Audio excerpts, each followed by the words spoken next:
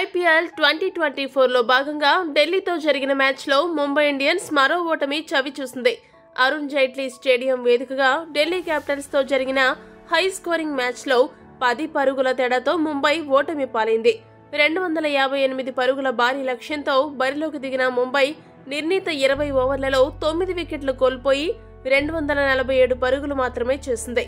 ముంబై బ్యాటర్లలో తిలక్ వర్మ 63 పరుగులు, హార్దిక్ పాండ్యా 46 పరుగులు, Tim David 37 పరుగులు చేసినప్పటికీ జట్టుని మాత్రం గెలిపించలేకపోయారు. అంతకుముందు బ్యాటింగ్ చేసిన ఢిల్లీ క్యాపిటల్స్ విధ్వంసం సృష్టించింది. నిర్ణీత 20 ఓవర్లలో 4 వికెట్ల నష్టానికి 257 పరుగుల భారీ స్కోరు సాధించింది. ఢిల్లీ బ్యాటర్లలో ఓపెనర్ జేక్ ఫ్రేజర్ మెక్గుర్క్ 27 బంతుల్లో 84 పరుగులు చేసి సునామీ ఇన్నింగ్స్ ఆడాడు. అయితే మ్యాచ్ మధ్యలో ముంబై కెప్టెన్ హార్దిక్ పాండ్యా తన సహనాన్ని కోల్పోయాడు. ఢిల్లీ బ్యాటర్ల విధ్వంసం ఫలితంగా హార్దిక్ పాండ్యా మైండ్ బ్లాక్ అయిపోయింది. ఈ క్రమంలో ఢిల్లీ ఇన్నింగ్స్ 11వ ఓవర్లో హార్దిక్ బౌండరీ లైన్ వద్ద నుండి తన సహచరులపై గట్టిగా అరుస్తూ కనిపించాడు. అయితే హార్దిక్ కోపానికి గల కారణమైతే తెలియదు.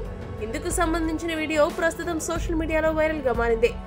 హార్దిక్ ఇప్పుడే కాదు, గతంలో గుజరాత్ కెప్టెన్ గా ఉన్నప్పుడు కూడా ఇదే తరహాలో వ్యవహరించి పరువు పోగొట్టుకున్నాడు.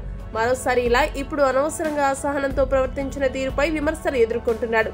మరి హార్దిక్ తీరుపై మీ అభిప్రాయాన్ని తెలియజేయండి. మరిన్ని అప్డేట్స్ కోసం మా ఛానల్ ను సబ్స్క్రైబ్ చేసుకోండి.